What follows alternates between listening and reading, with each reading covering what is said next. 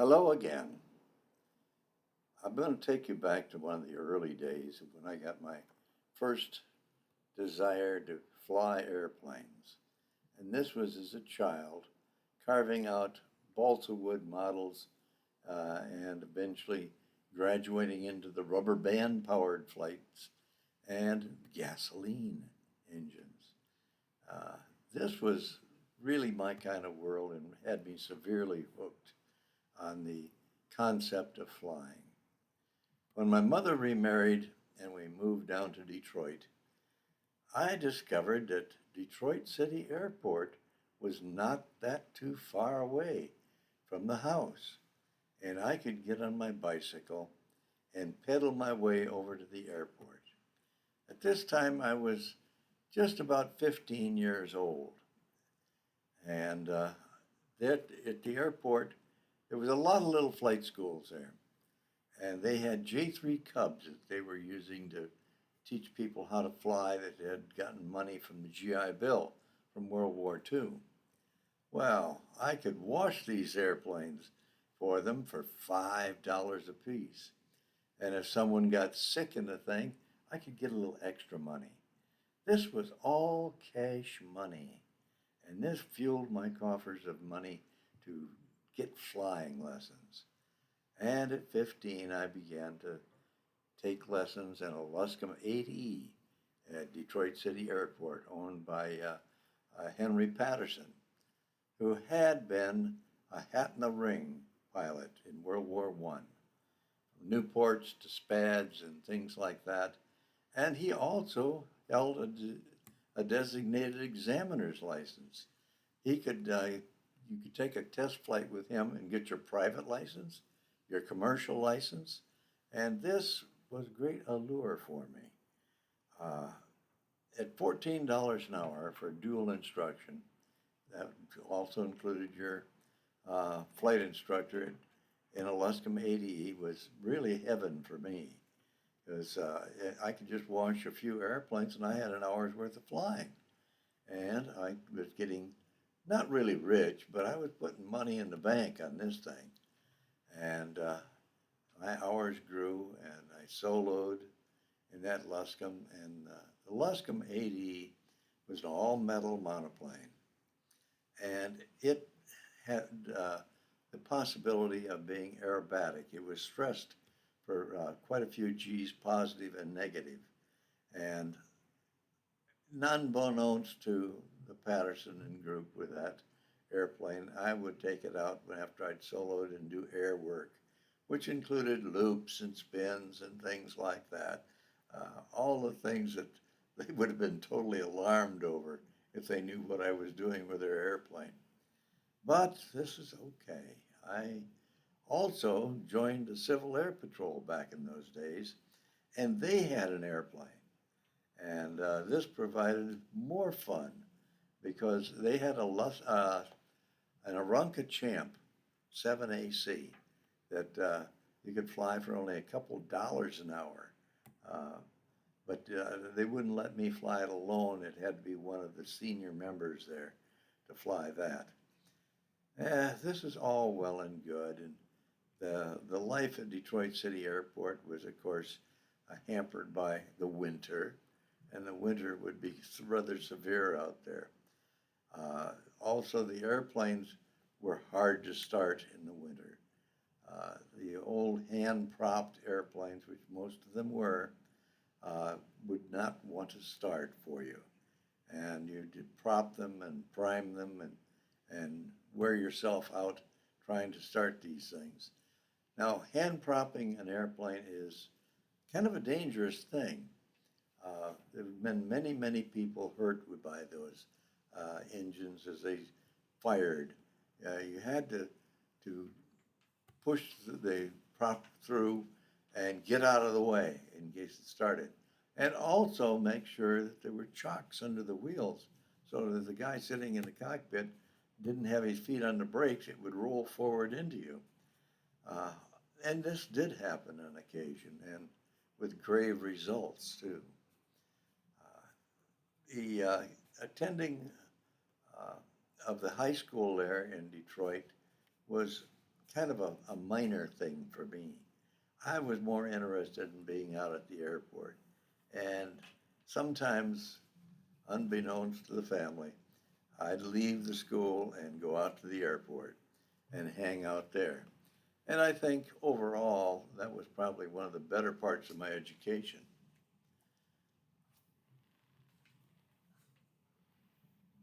As I progressed on through and graduated from high school, and before graduating from high school, I passed my commercial pilot's license flight test, not only written, but flight test. And the airplane that I had bought during that period, I traded it in for a Mooney Mite, single engine retractable gear airplane with a 65 horse engine and 11 gallons of gas behind your head. Your gas gauge was a neoprene tube that ran down the cockpit wall behind you. And to check the fuel, you had to turn your head and see where it was on that neoprene gauge. Well, I flew it down to Kingston, Jamaica, in the British West Indies. I had met a fellow there that had married a lady down there, and he'd flown a Goodyear Racer down there. And if he could do that, figured I could too. So I did. After many stops en route to Key West, and then from Key West, which was only a coral runway at that time, I went to Havana, Cuba. Now, this airplane did not have any instruments in it as far as attitude or anything else. It only had a turn and bank, altitude, RPM, and that was it. And landed in Kingston, Jamaica. After going through Havana, Cienfuegos, Camagüey, and Montego Bay, and then into Kingston. This was quite an adventure. And I survived it, but the family would have known the hazards involved in flying a little airplane like that with no radio where you could talk to anybody en route down there. I only had a little receiver that was not built into the airplane. It was just in a little case that I had alongside me in the cockpit. I could hear the cockpit or the control towers, but I could not talk to them. Back to Detroit and graduated from high school. There were no jobs for an 18-year-old commercial pilot back in those days in Detroit City. So I enlisted in the Air Force. And in the Air Force, I spent 4 years as a helicopter mechanic. And that's one thing that did teach me is that helicopters are damn dangerous. Everything in the helicopter is critical, and it's all moving parts. And I got a chance to fly them with some of the pilots there, and I did not like them. Fixed wing was my way to go. And after getting out of the Air Force in Reno, Nevada, and when I got to Reno, Nevada, I was at Stead Air Force Base before I was discharged. And I was working as a flight instructor down at Reno Municipal, which was a lot of fun, and I was making good money there. And as I got discharged from the Air Force, I stayed in Reno and was flying charter in an old Piper Apache and got my multi-engine rating and my instrument rating. And this was good fun, but I could see it was not a long future available there. So I packed everything into a little Morris Minor I'd bought there and drove back to Detroit. And once back in Motor City, I began flying charter, flight instructing, and whatever else, photo missions with people taking pictures of new subdivisions from the air, and this was all good fun.